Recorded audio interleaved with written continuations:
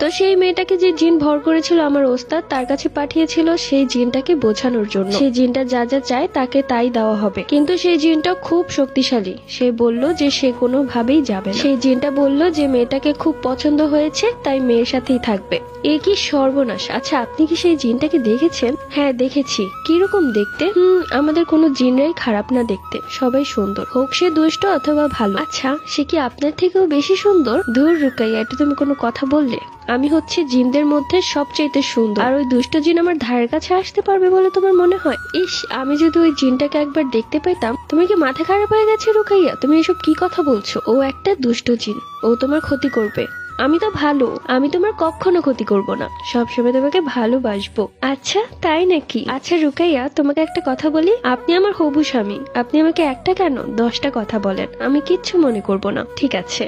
জানো রুকাইয়া, তুমি না খুব সুন্দর। তোমাকে যখন প্রথমবার দেখেছিলাম তখনই আমি